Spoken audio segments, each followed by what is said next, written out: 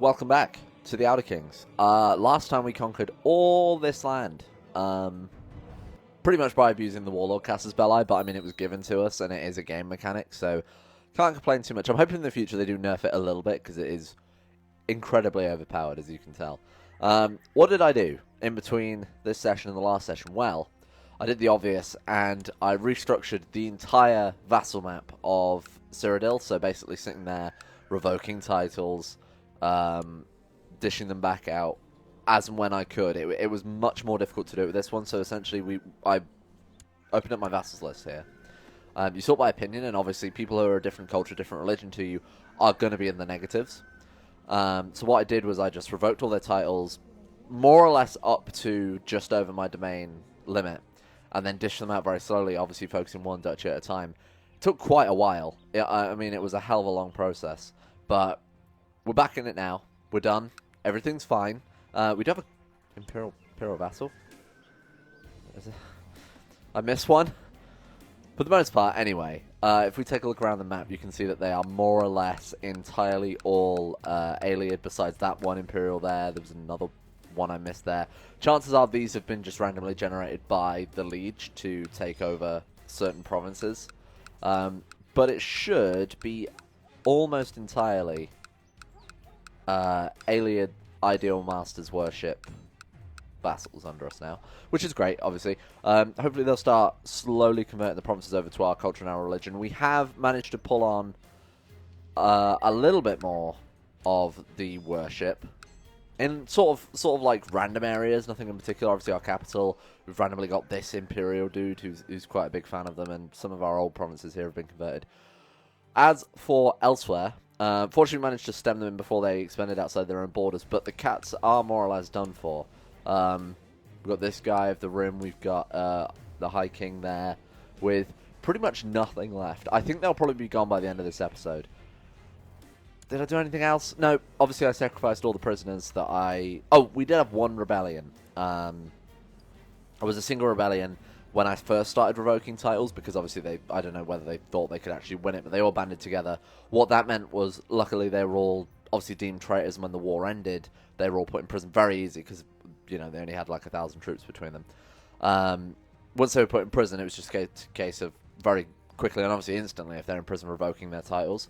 And then they were all sacrificed up to Molag Bal of Cold Harbour, who's our current deity of choice. I'm probably going to switch through them. Obviously, we've got quite a nice roadmap of where to go, and we've got a list of which ones we've also had in the form of our wives, who are going to be meeting unfortunate ends as we switch between Daedric princes.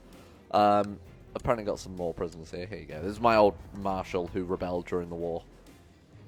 Daedric Realm can basically do everything. Alright, so we're actually not far off of being able to claim the Mace of Molag Bal as well. There's 5,000 Ardor, and after all those prisoners, I'm at 3,400 already. The real question is, and our big goal right now is, how do we legitimize our rule? Because we want to create the Empire of Tamriel, create the glorious Empire of Tamriel and usher in the Third Era, where we'll be almost worshipped as a god, you know, Tiber Septim style.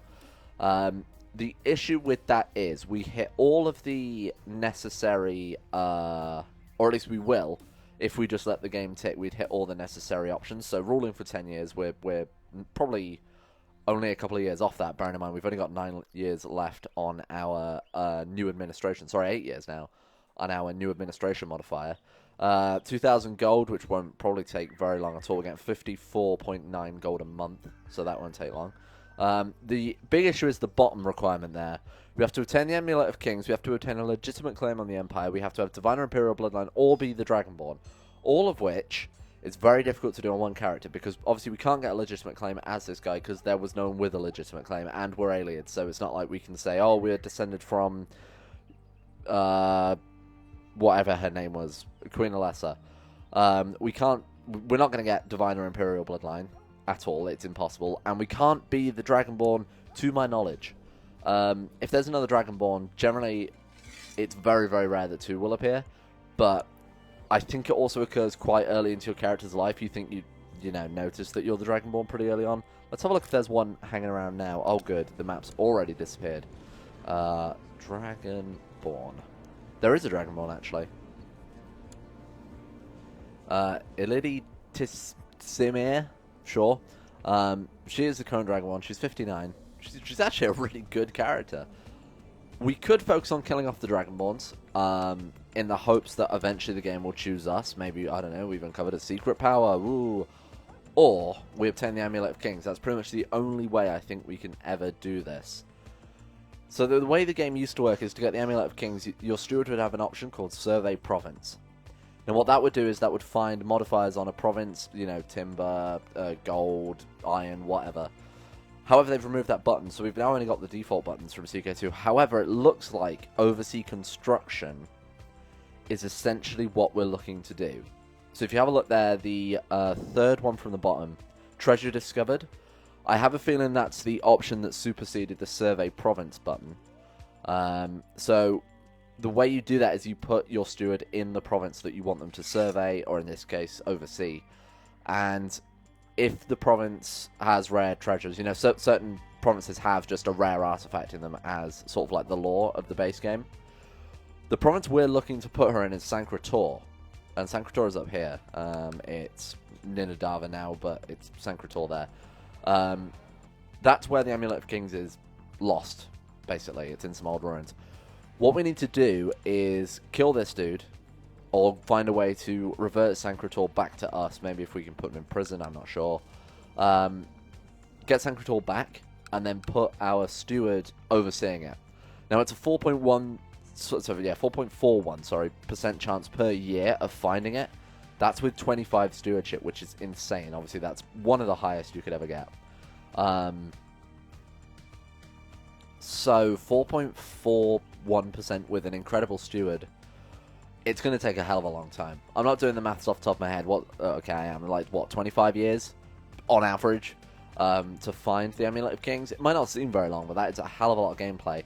So I think the sooner we get this done, the better. That said, we can actually start playing now that I've got all this crap out of the way. First things first, let's go ahead and kill off that Dragonborn. You know, we should be constantly doing that in the background. She's only got 100% plot power. Alright, and she's old. She'll die anyway. Let's mark her as special interest, just so we can keep an eye on when she dies. And what we'll do is we'll instead plot to kill this guy's heir, because if it falls to this guy is part of a theocracy. It's our last character's dad, so there is a familial relation, so hopefully we kill this guy off, and his heir will then become me, which means we can kill him off. This guy should be pretty easy to kill. He's just a random, let's see here, he just randomly holds a temple in Valenwood. Somebody died. I don't know who. We're getting a lot of plots. Look at this. This is ridiculous. Oh, my lord. We're going to go to message alerts and turn that off, because that's going to be pretty ridiculous otherwise. Let's go game options. Oops, sorry, message settings. We want intrigue and plot uncovered. We're going to set to priority 4. What's the difference between these two? Just says plot uncovered and plot uncovered. We're going to set them both to priority 4 so they show up in the game log, rather than us constantly getting this happening. One thing I don't see a lot of people do is control their message log. It's actually really important. Oh, wow, okay, what is this? I've arranged to meet with a respected breeder who offered me a selection of pets for sale. These animals are well adjusted and healthy, the breeder remarks with an assuring mod. We can take a rabbit. We can take a fox. We can take a Anvilian terrier. I was reading treasury there. I mean, the fox is the most expensive, so you'd assume it's the best one. I'm going to take the fox. Let's go to our treasury here. I did pick up some other artifacts while I was killing off our... Oh, okay. While we were killing off vassals, because obviously if vassals have no heir, it goes to their liege, and that just happened to be us because they were in our prison as our vassals. They've actually given us some weird pets here. So we have an Argonian shellback. Large turtle-like beasts are the preferred mounts of the Argonians' cavalry. Slower than any other mount, their tough shells make them nigh invincible. What do they actually give us here? Mounted troops retreat damage plus 12.5% is pretty significant. And if we ever go to war in Black Marsh, that's plus 20%. Pretty much like unremarkable amount of gold we're losing there. Monthly prestige, 0.1, plus 1 martial, plus 3.5 health, plus 3 personal combat. Or we can have a Vardenfell snapper. Very similar type of thing. Combat in Ashlands, probably not going to be relevant unless we actually go to Vardenfell. Yeah, I think the Argonian Shellback is the better of the two mounts we've inherited out. We've got a Fox. What does he do? Experimentality, Month's Prestige, Intrigue, General Opinion. Oh, that's pretty good. Plot and covering, plot power defense. Alright, sure. This guy wants me to retire from the Thieves Guild. And we're going to say no to that, because the Thieves Guild is currently giving us plus 15% to our national tax. He was offering us 500 gold, and you also get, like, a few gold a month as like, a pension for retirement. I'd rather keep the additional 15%, because that's a pretty hefty amount of gold. Alright, we've got a stewardship event. I will pay. We should probably change our way of life. What do you think? Let's go for... We could try and hunt the white stag. We could go business and try and build a great tower in the Imperial City. Another one. Let's go for that. Let's switch to business for a while. See if we can get the tower event. We might even get the hedge maze event, which I don't believe we have had yet. Have we, of this character? I'm not sure. Okay, another breeder is offering us pets for sale. We can get a mud crab, a badger, or an Imperial Warhound for 200 gold. Yeah, absolutely. Give me that Warhound. Let's have a look at him. Okay, so we've now got to compare him to the Fox. Good God. Okay, quality 4, which is higher than the Fox already. Pursuit, damage, defense. That gives prestige. This guy gives... Oh, slightly more prestige. I think the dog is just generally better. It's +2 martial, +3 vassal opinion. This guy's general opinion. Whereas this is personal combat martial. This generally tends to be intrigue and plots. We're going to take the Warhound, and we'll keep the Fox around. I don't think we're really going to do anything with it, but... I imagine the dogs follow the, obviously the base game dog events, so... Okay, great. Wow, we're getting all the animals. Sure, let's just start a fucking zoo. Why not? So how are we doing with our plot power against this guy? 224%. We'll see if anybody else wants to join us. Might just hit 300. 321. Okay, that's pretty good. And someone just usurped some tiles. That's fine by me. We could put our Spy Master there, but I think they're in Eleanor studying tech, and I'd rather them doing that. If we can get legalism up to level 3, I don't know if I mentioned this actually at the very start, but I just managed to have the perfect amount of vassals, which it's an insane coincidence, to cover the amount of dukes we have under us. I didn't even do any, like, crappy vassal management, splitting a duchy between 2 already existing dukes or anything like that. These are all the default borders, more or less, unless anybody have, like, usurped titles that they're not supposed to have. We just happen to have the exact 46.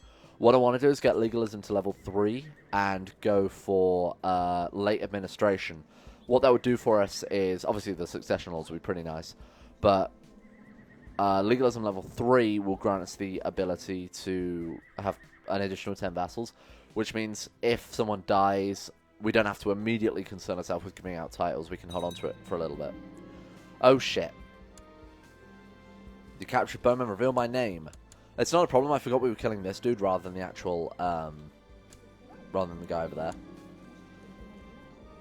We've got a fox. Do we have a rabbit? Did I buy a rabbit? Or was it a badger I got last time? I've lost track. We got a badger, we got a fox. Alright, let's take the rabbit this time. Beautiful new rabbit.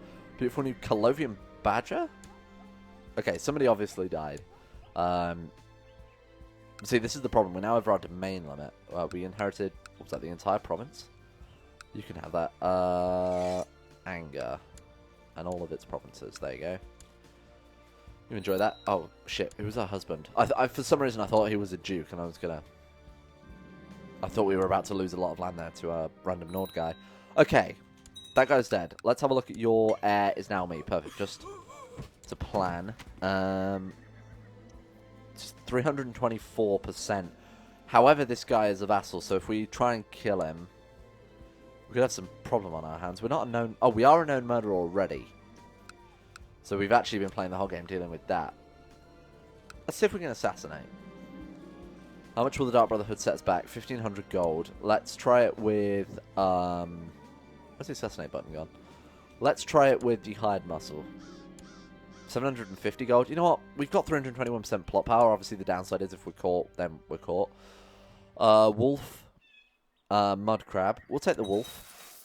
Thank you. And an 8 Divines Uprising. This was pretty much expected. Unfortunately, Daedric army is all the way down there. We should probably summon some fresh ones. Summon some Dremora. There used to be in an older version of the game the ability to summon a Daedric horde. Which is essentially what's been given to the actual Daedra that you worship now, the ability to do that, rather than you summoning them yourself. Used to basically, like, I forget what the event actually was. It was like, oh, you split force the Realm of Oblivion and summon a Daedric army, and there was a chance that it would go wrong and, like, destroy your provinces. It was a pretty cool event, but you did end up with, like, 12,000 Daedra, not Dremora, so they were really powerful troops. This game does still have some balancing issues. Obviously, the Warlord thing should be pretty much cut and dry there. Alright, so that guy went into hiding while we were in our revolt, which is a shame because now it pretty much means we have to assassinate him. I don't know if him being in hiding affects the modifier for this. I might poke around the game files at some point. We'll go for a straight up Dark Brotherhood assassination. Tech rate and tech points, absolutely. Oh, shit. Okay, so they've given us a partial refund, which means we failed. That's a bit of a shame. We'll try it once more. If it succeeds now, we spent a lot of gold on this guy. Hooray! Alright. That was pretty good. Yeah, I really don't want any more pets. I don't know why we're still getting these events. Alright, we've got peddlers. Okay, so we have this back. And unfortunately, we're now over our vassal limit, although this guy... Oh, I was going to say it's an imperial. Shit. We are just slightly over our vassal limit. This is why I wanted legalism to go up. Because now we've got 2 duchies, we actually can't hold them. Pretty annoying. Okay.